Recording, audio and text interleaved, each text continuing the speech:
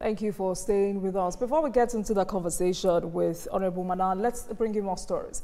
In observance of the International Day of Peace, the Nigerian Security and Civil Defense Corps is urging Nigerians to embrace peace as a vital ingredient for national development. Benue State Commandant of the Corps, Muhammad Azan, condemned every form of violence, stressing that the path to growth and unity lies in dialogue and tolerance. TVC News senior reporter Jessica Vida brings us details. A symbolic walk for peace in Maiduguri, a city that has endured the impacts of conflict for more than a decade. This year's World Peace Day comes at a critical time as Nigeria continues to grapple with pockets of insecurity across the country. The theme, Act Now for a Peaceful World, resonates strongly with citizens yearning for stability and safety. There is no country that exists without peace. Once there is no peace and you choose violence, at the end of the day, there won't be meaningful development in society. And so, as an officer, we always advise and campaign that every part of situation you belong to, you must choose that of peace. From Moduganari bypass through the Federal Secretariat and down to the NSCDC headquarters, personnel took the streets with a singular message. Peace is possible, but only if everyone plays their parts. We are urging the people of Benue State and the environment to be sure of peace, that peace is the right way to choose rather than violence. If you choose violence, you choose destruction. If you choose violence, you choose no development in society. For them, peace is not just a concept, it is a necessity for survival and progress. This year, the Corps is amplifying a simple but powerful message. Talk peace, spread peace, and live peace. As the world marks the International Day of Peace, the NSCDC insists that Nigeria's journey to development can only be paved with tolerance, unity, and the courage to choose dialogue over division. Jessica Vida, TVC News, Maiduguri. In a decisive move to strengthen the security and resilience of key infrastructure in Ondo State, the Nigeria Security and Civil Defense Corps has inaugurated a 32-member high-powered coordination committee dedicated to safeguarding critical national assets and infrastructure. Speaking at the inauguration in Akure, the State Commandant of NSCDC, Oluyemi Biloye, urged stakeholders to prioritize the protection of these assets, which he described as indispensable to Nigeria's economic growth and stability. He explained that the initiative aligns with directives from the Office of the National Security Advisor conveyed through the NSCDC Commandant General. Mr. Biloye emphasized that both security agencies and citizens must work together to prevent the destruction of vital infrastructure. The need for us to protect our critical national assets and infrastructure cannot be underemphasized because these are things that makes life easy for us. And like I've been stated by most of the presenters, how difficult it is for us not to be able to make calls and do some other things. So this stakeholders engagement is to set up a committee for inter-agency coordination and for much more better information sharing to ensure that critical assets cutting across the telecoms, the power, the mineral resources and oil and gas sectors are well secured. The surveillance patrol, it will deter vandals from attacking these gadgets, which if they are not there, these gadgets are vandalized. It will be at a cost either to the company or to the members of the society, which is our customer, to replace all these vandalized items. All right, let's get into our conversation for tonight. Akwa Ibom is 38 and has been quite the journey. Tonight, we're taking a quick look at how far Akwa Ibom has come politically and socio-economically and what the future could hold. Right Honorable Anyeka Umana, Commissioner, Ministry of Information, Akwa Ibom State, is my guest tonight. And it's also important to say that Right Honorable Umana is a former member representing Abak Etimepo, Ika Federal Constituency in the House of Representatives. Honorable Commissioner, good evening to you. Thank you for joining us this evening. Good evening, and thank you for having me. Thank you very much. So let's start this conversation with the first memorial service held in honor of the late wife of the governor. who passed a year ago. In what ways do you think the legacy of the late first wife, or first lady rather, continues to influence Akwa Ibom today? Yes, thank you so much for bringing this up, and we appreciate your sharing in this memorial and in this honor for this great woman who passed a year today. The wife of the governor of Akwa Ibom State, Pastor Mrs. Patience Omono, was a great woman who contributed very significantly to the development of the society, the church, and the state at the time that she had the opportunity to do so. Today was a very solemn, well, it still is a very solemn day for us in the state, and a memorial was held. Of course, the tributes that came through eulogize her existential values, all of her contributions to humanity, her contributions to the church, to women, to the children, to elders, all of the interventions she did, her humility, her peace-loving nature, and even her sonorosity and playful nature amongst her family and those that came across her. That was quite touching today. We had very big dignitaries coming into the state to share in the memorial. The Senate President will join His Excellency the Governor, Pastor Umoino, the Senate President, Senator Godswill Akpabio, His Excellency, and his wife, of course, the Chairman of the Progressive Governors Forum, His Excellency Hope Uzodinma and his wife, and of course, several first ladies who came in, including the First Lady of Lagos State, Imo, Ogun, Enugu, Abia, and so many people. So we thank them, like His Excellency the Governor did say. We continue to express our appreciation for all of these Nigerians who came to join us in celebrating, and of course, the memory of our First Lady who passed on. That is what happened today in Akwa Ibom State. We're still in that mood. So are there any ongoing projects or initiatives in her honor that the government plans to start or continue as a result of this memorial? Yes, very much so. She started a program called the Golden Initiative for All, GIFA. And of course, when she passed on to eternal glory, her daughter, Helen Enobaraki, was now made the coordinator of the office of the First Lady, and she's driving the initiatives of that office, all of the humanitarian interventions that Her Excellency, the wife of the governor of Akwa Ibom State, started during her time in office as the First Lady. Her daughter, her first daughter, Helen, is a coordinator, and she's pursuing all of those very vigorously and filling the gap to ensure that the dreams of her mother for the state continues and stays alive. So much interventions in helping women, in helping children, in helping elders, and in helping people with vulnerabilities who need help in different parts of the society. GIFA stands for that, and they've continued in doing that work. All right. And we pray that her soul continues to rest in peace. But Akwa Ibom is 38. Amen, and thank you so much. All right. So Akwa Ibom is 38, and going by what inspired the agitation for Akwa Ibom State, what legacy did the founding fathers leave behind that still guides governance today? Thank you so much. The founding fathers of Akwa Ibom State had thought of a state and a geopolitical entity where the people of what used to be the mainland part of the old Cross River will have an opportunity to express themselves economically, politically, and socially.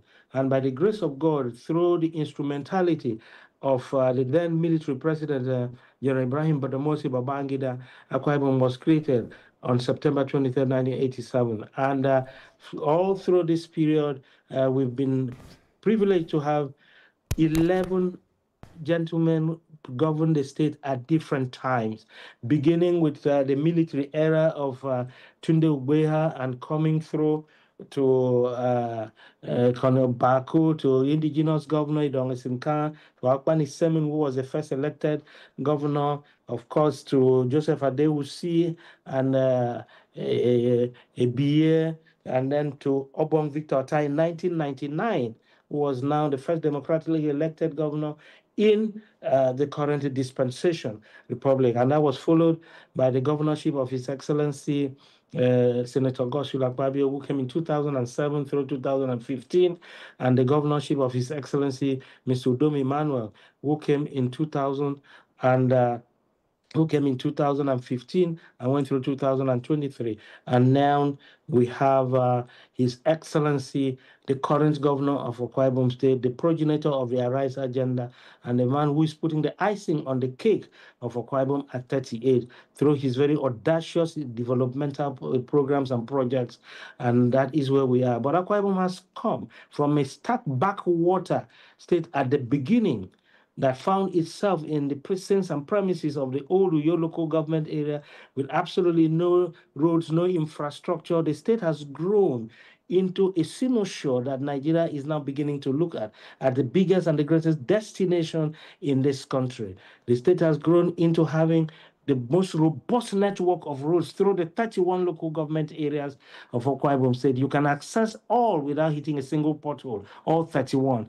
The state has grown economically, grown from traveling to Port Harcourt and to Calabar to find ways of flying out, to developing its own airport, which commenced with the initiative commenced with the administration of His Excellency Governor Atta and followed through with the construction stage with the administration of His Excellency Governor Akpabio, and continued during the administration of Governor Udom Emmanuel, who now added an airline, and of course now with the administration of His Excellency Governor Omono under the Arise agenda, where the aviation development has taken a very huge part of the developmental trajectory of the state, with over 11 projects going on right now within the airport ecosystem, including the completion of the second the taxiway, the new terminal building, and of course the aviation village, the medical facilities, and all of those things that are put in place to grow that. Akwa Ibom has grown educationally, in healthcare, in infrastructure, and so on. I can say to you, in 38 years, Akwa Ibom is one of the states, if not the state, with the highest number of medical facilities in Nigeria. I can say to you, with 42 general hospitals in one state. I'm not sure there is any state in Nigeria with 468 primary health centers across the 31 local government areas, alongside medical training facilities, educational facilities. We have developed in every part. And right now, the administration of His Excellency Governor Omono, under the Arise agenda, is developing and expanding educational infrastructure with what we call the model primary school system, complete with solar-powered electricity, quarters for teachers, libraries, e-library, playground, assembly halls, and everything you can think, including dispensaries for medical care for children in schools, and so on. That's what is happening. Ditto for the health centers, which the Minister for Health, when he came to commission one of the bases, did describe as what should go for a general hospital in these various parts of the country, and wondered why we would do such and call it a primary health center base. And that's going on. So Akwa Ibom in 38 is rising. And of course, the icing is put on the cake of the state by the Arise agenda mantra of His Excellency Governor Moeno, which is running through 5 major pillars. 5 major pillars of agricultural revolution, rural development like never before, infrastructure expansion, we'll come back to that in a moment. Can you hear me, sir? And educational advancement. Can you hear me, Honorable Commissioner? I can hear you very well. All right. So in addition to all you have said, you know, of all the 36 states, Akwa Ibom is also like the 30th largest in area and 15th most populous, with an estimated population of nearly 5.5 million as at 2016. No, 7.9 million. As at when? 7.9 million. As at when?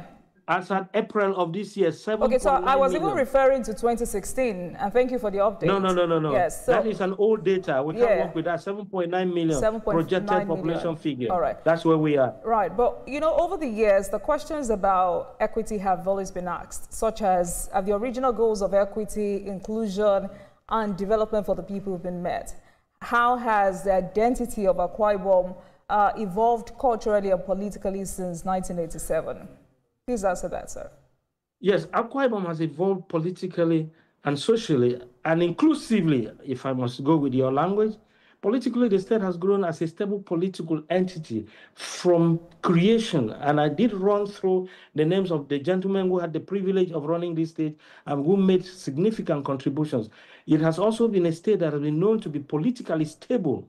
Even with the return of democracy in 1999, it's been on a steady trajectory of political growth, providing opportunity for men of worth and character who have shown leadership and grown the state from the backwater point that it was to the point that it is becoming Nigeria's fastest growing destination as we speak to you. When you're talking of inclusivity, yes, the state is running programs that suggest inclusivity, and that's what we have. And the current administration is big on that. We have the child rights law, for instance, in place that protects children. We also have the gender protection, and then the protection against gender violence, and all of those things. And of course, people living with disabilities, they are covered by various statutes that giving Akwa Ibom State that inclusive positioning, and very strategic too in the developmental trajectory of the state. So I can say very boldly that the dreams of our forebears and those who agitated for a state of our own called Akwa Ibom State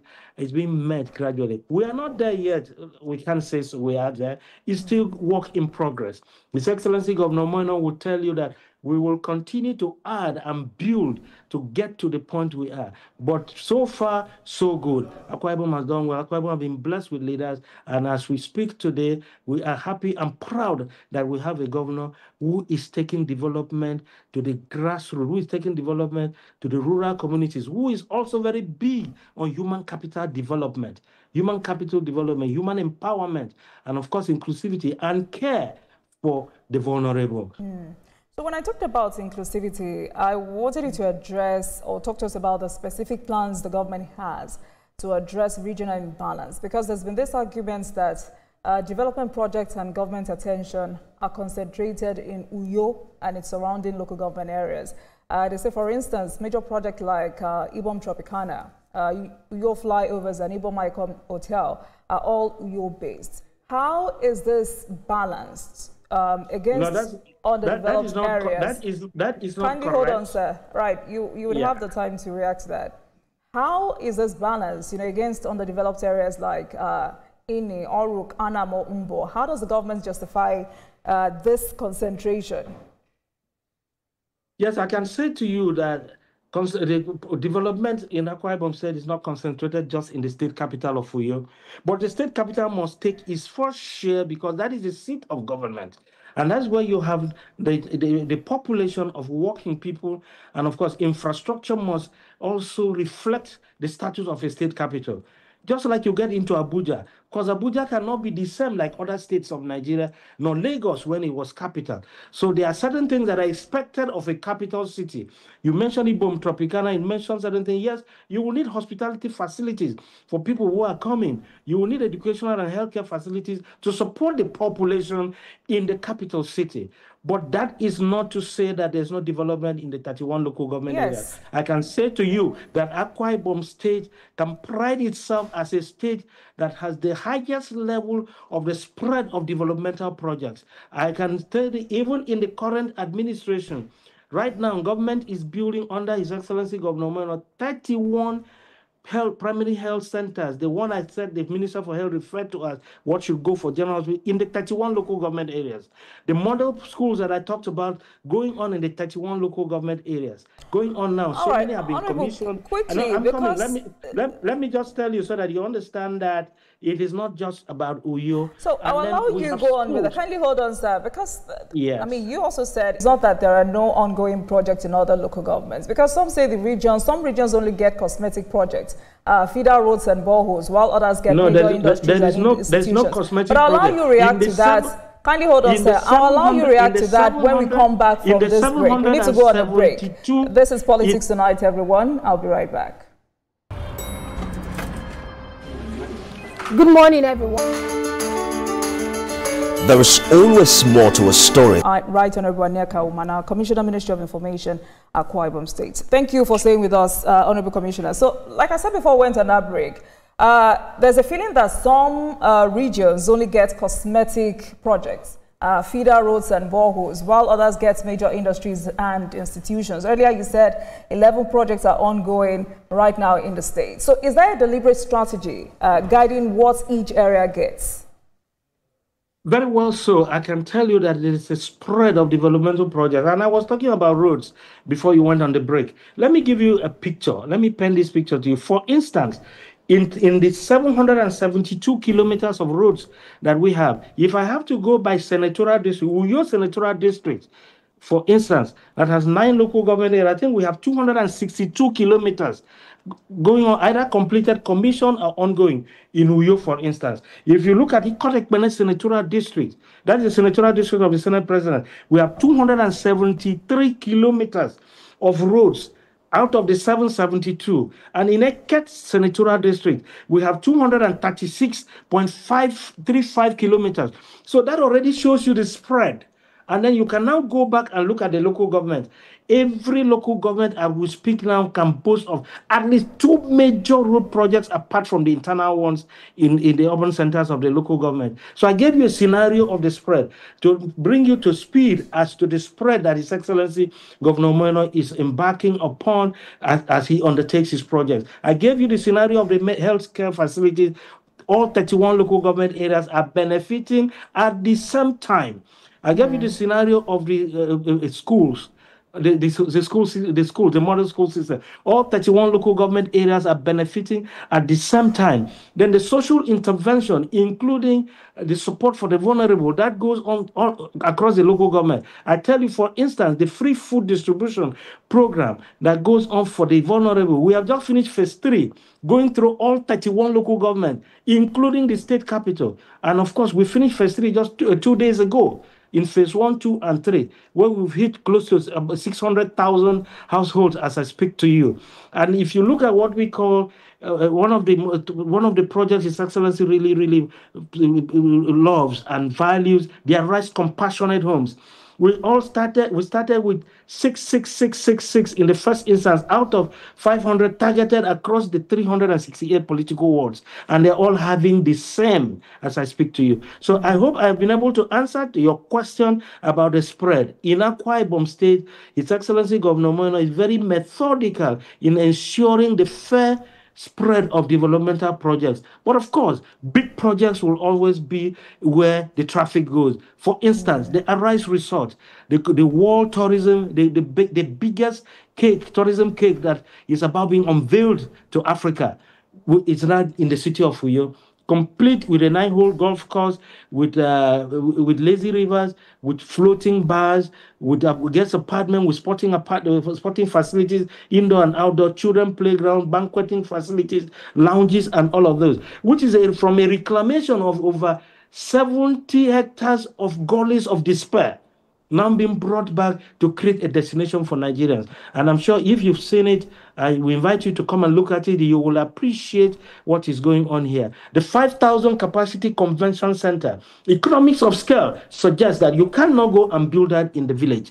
You can only put that where traffic goes. For instance, Ibom Air flies into our airport in Uyo. Visitors coming here will need hotels to stay in. Of course, the convention center that we have there, 5,000 capacity, with another 200-bed Ibom hotels going on. And then the shopping city that's going on. You can't go and put a shopping city of the magnitude planned by His Excellency in the village. Those can be in the capital, where you will have the traffic and those who will patronize and utilize such facilities. But so far, so good. It's going on well. And like I did say, Akwa Ibom ranks itself as one of the safest states in Nigeria. We just came out of the launching of the State Security Trust Fund.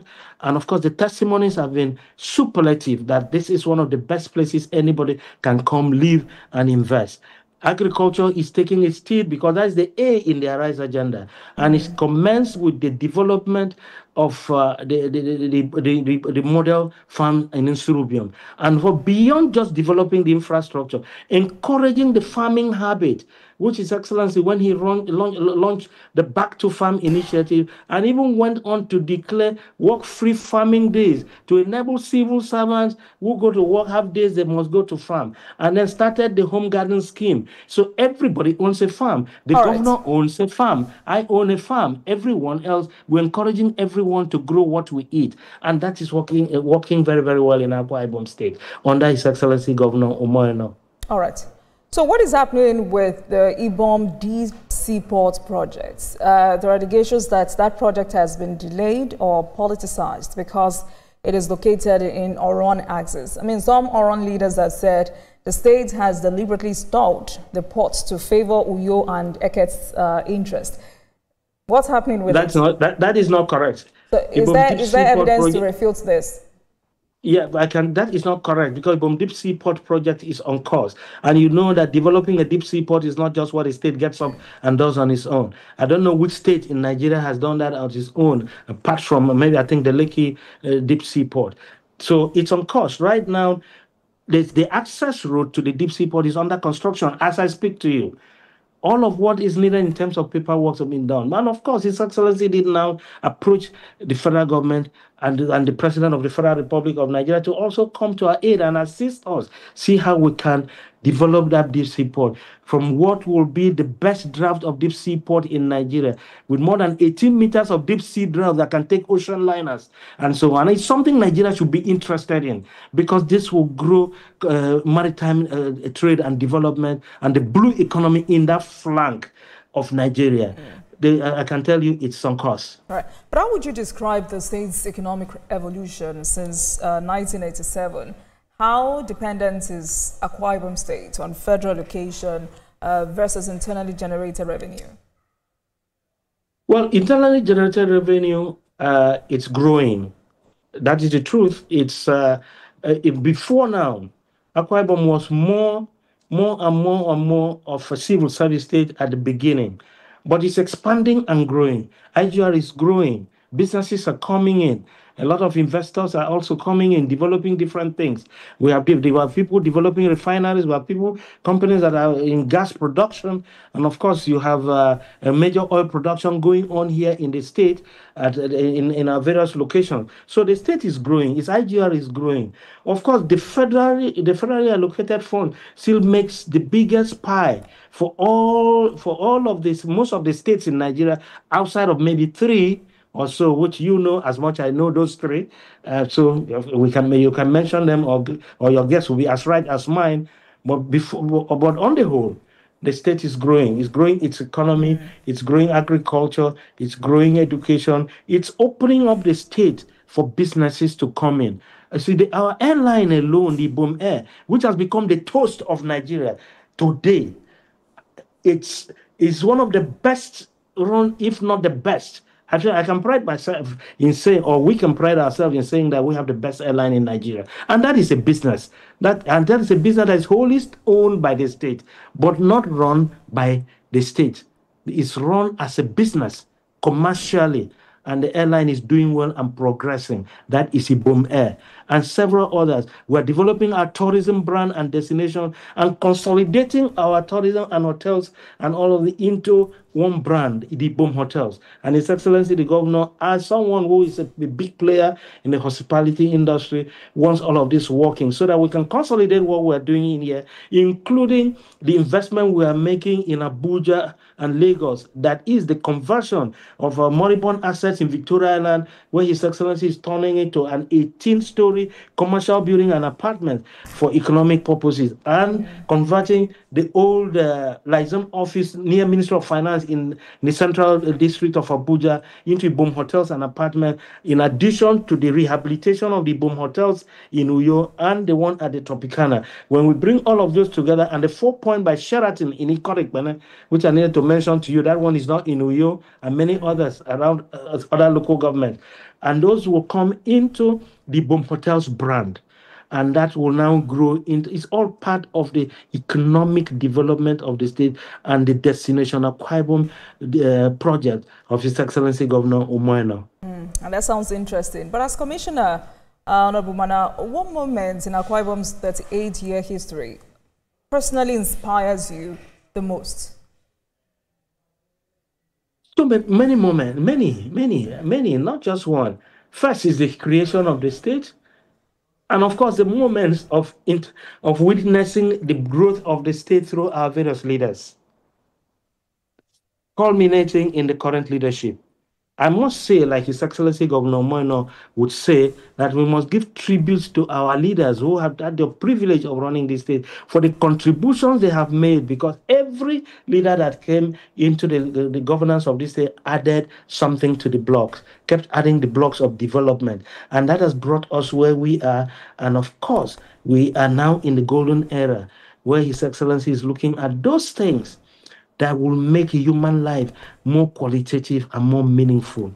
Human capital development, building people, supporting the less privileged, creating those things that will give opportunity. Look, for instance, the Dakada Skill Acquisition Center, the SAC, that's going on. Over 5,000 people, young people, are going through various skill development program supported by government. You now move to the finishing school, where what we call Ibom LED, the Ibom Leadership and Entrepreneurship Development Center. People are being trained and empowered, women, youths, and people in businesses, and they are empowered. So far, in the last batch of empowerment series, close to 15 billion naira was spent on empowering people, including up to 5 million naira for SMEs in local government areas. That brings me back to empowering and doing things in various local government areas, and not just to you. His Excellency Governor Meno was clear. I'm not interested in concentrating, go to every local government. We need to identify, follow through, train people, and empower people to do businesses in their localities. Some of them got up to 5 million naira in terms of equipment and support. Some got up to 2 million. Some got equipment, got funding and capital, and so on and so forth. And right now, we are now in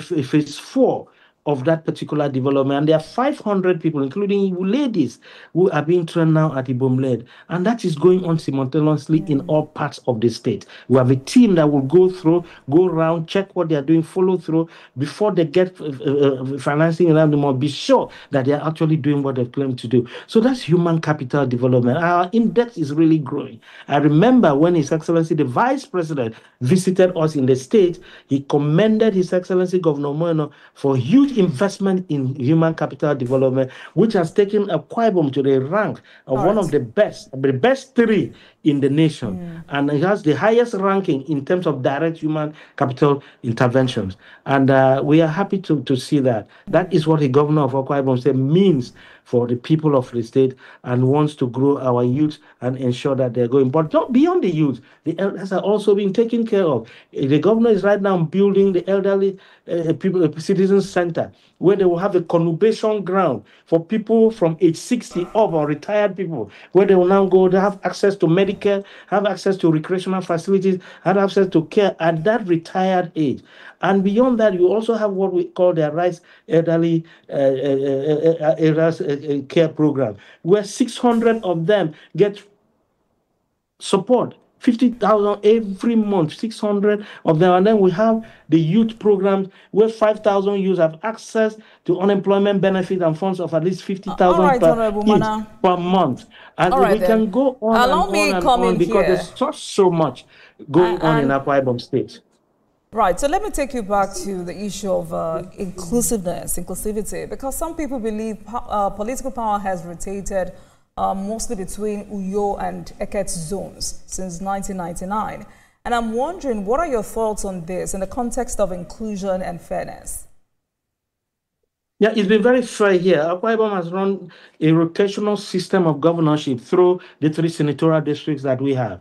Don't forget, it started with His Excellency Obong Victor Ataya from Uyo Senatorial District.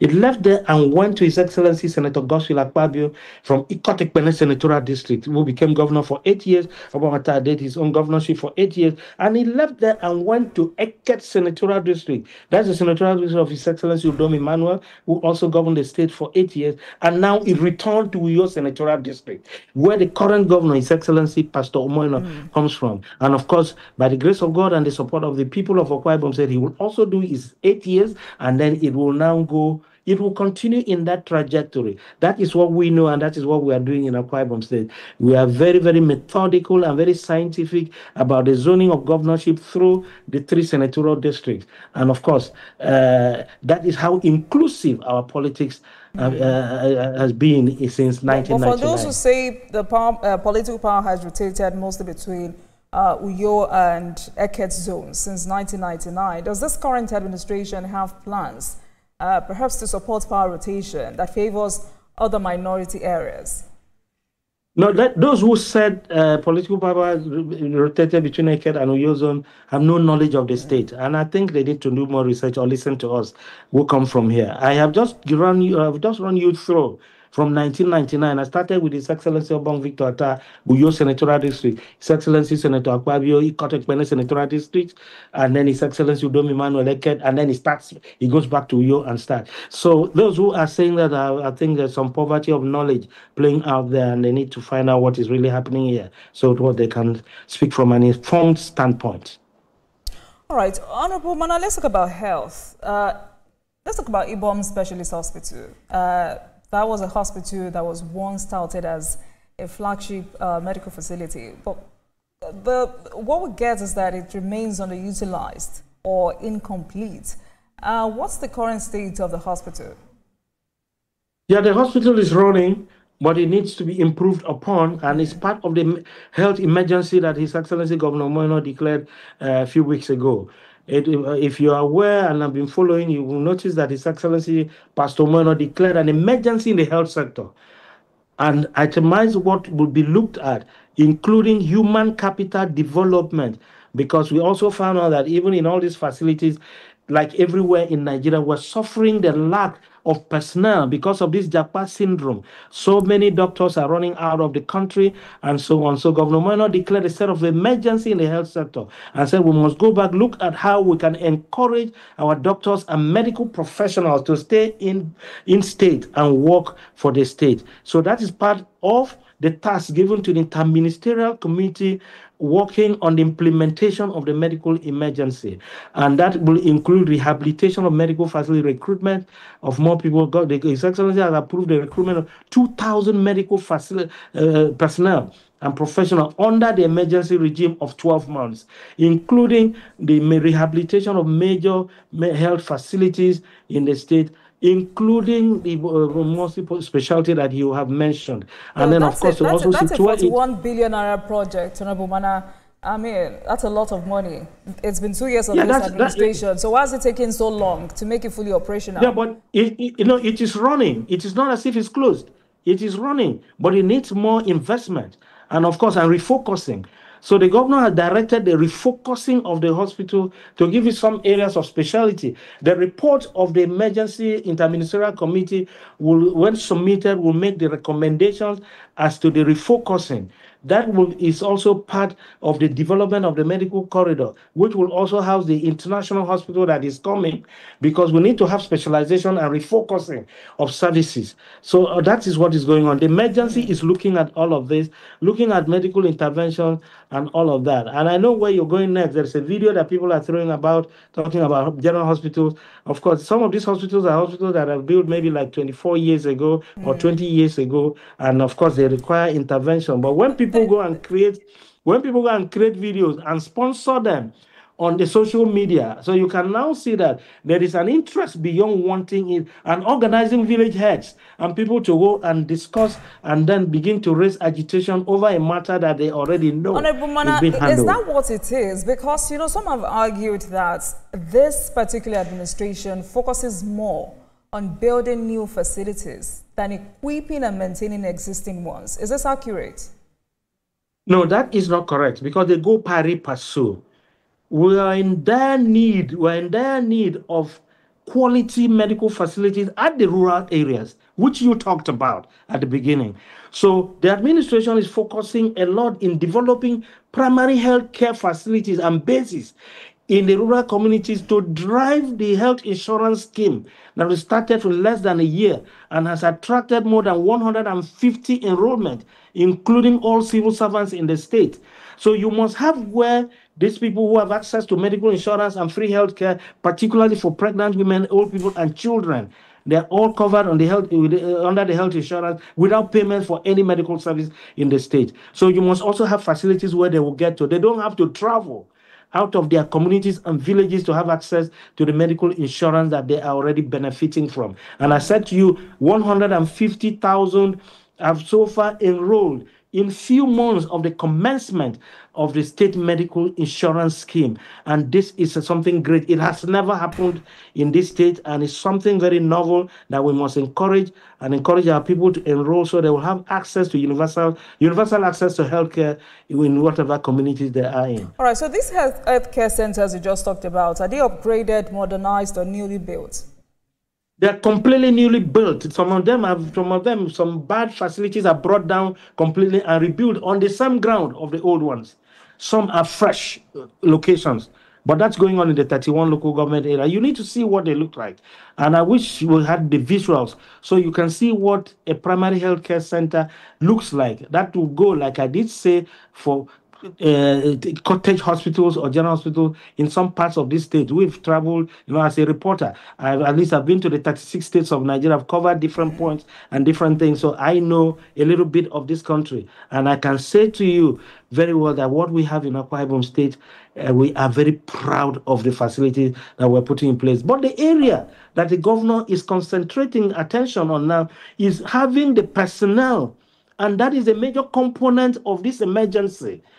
This 12-month emergency, to ensure that these hospitals and facilities are populated by people who can work. It does not matter how beautiful the facility is. If you don't have the personnel, it comes to nothing. Absolutely. And that is what Governor Bueno is addressing right now. So he even went on to direct the Ministry of Health. In the education sector? No, take this point. Take this point. He even directed the Ministry of Health and the Civil Service Commission to bring back all retired medical personnel, doctors, nurses, and so who are strong enough and willing to work, and then re-engage them on contract basis to ensure that you have those who are strong enough to continue to support these medical facilities so that we can begin to find a way of curbing this Japa syndrome for our medical professionals in the country. All right, so lack of personnel in the health sector, is that the same thing happening with the education sector? Because there have been allegations of delayed teacher recruitment, especially in science and technical subjects. So what's causing this delay? No, the government has approved the recruitment of workers, 1,000 new fresh workers for the teaching service, another 1,000 for the core civil service, and of course 2,000 now for the health sector, and of course the judiciary. When was this? Another 1,000 for the judiciary. So the approval of just given, the CBT exams will be taken in the next week or two, and I must say to you that the recruitment portal had been opened and closed, except for medical, that it was reopened with the increase in the number of personnel that the governor has approved to be brought into the medical sector in the state. So for the medical sector, the portal has reopened to allow the acceptance of applications online by interested candidates. So that's going on. The CBT exams will go on because they will take the CBT exams right there, and they'll get their results that those who pass and are recruited will immediately be automatically taken. All right. So, I mean, amidst these criticisms, what specific successes would you say this administration has achieved across all sectors that the public might be overlooking? Anybody who chooses to overlook is doing those deliberately, because there's no way you can overlook what is going on in terms of development in Akwa Ibom State. And I started by taking you through the developmental mantra of the administration of His Excellency Governor Mono, the Arise Agenda. And I did tell you that the Arise Agenda has 5 major pillars of agricultural revolution, rural development, infrastructure expansion, security management, and educational advancement. And within those 5 major pillars, you have 17 focal sectors, and then which now dovetails into the issues of the gender and youth and gender development, tourism development. I took you through their rights agenda. I took you through what's happening in the health sector. I took you through what's happening in the educational sector. And so the Excellency is very focused. But I can say to you that we're very big on tourism. All right. Very, very big on tourism. And that is where the Arise Resort comes to play big time. And you need to visit the resort. You need to see what the wonder that's taking place there. When you come to the Tropicana complex, I did say to you, Akwa Ibom will be the next state outside of Lagos that will have a convention center that can hold 5,000 in a single place. And that is progressing very seriously. Outside of a certain place in Victoria Island and so on, I don't think there's any other facility in Nigeria that can hold 5,000. Akwa Ibom is delivering that in the next few months. And of course, we are also doing all of the tourism infrastructure that will enable people coming. Don't forget, I go back, our flagship Ibom Air, it's still the major driver of this tourism. And that is why the government, no, let me also remind you that the administration out of time, Honorable, you have less than 30 seconds. Four so far, and it's still supporting the airline. So much happening. You go to security, I've told you, so many things happening. We have a standalone Ministry of Internal Security in the state. Congratulations. And a standalone Ministry of Humanitarian Affairs, taking care of the vulnerables. All right, and so many other things. It's time to go. Thank you for speaking with us. Right, Honorable Aniakan Umana, Commissioner, Ministry of Information, Akwa Ibom State, former member representing Abak Etimekwo, Ike Federal Constituency in the House of Reps. Thank you so much for your time, and congratulations once again. Thank you. Thank you so much. Thank you for having me. I appreciate your time too. Thank you, TVC. Thank you. And thank you very much for watching, everyone. That marks the end of today's episode of Politics Tonight. But before we go, let's tell you that the views and reactions of our resource persons are theirs and have no connection with TVC News. Meanwhile, you can watch the repeat broadcast of this episode at 12:30 a.m. Get in touch with us on our social media handles, Facebook, Instagram, and X at TVC News NG and at Olajumo KW using the hashtag Politics Tonight. We're also on YouTube at youtube.com/TVC News NG. I am Olajumo Kyo Latinji. Good night, everyone, and have a great weekend. Goodbye.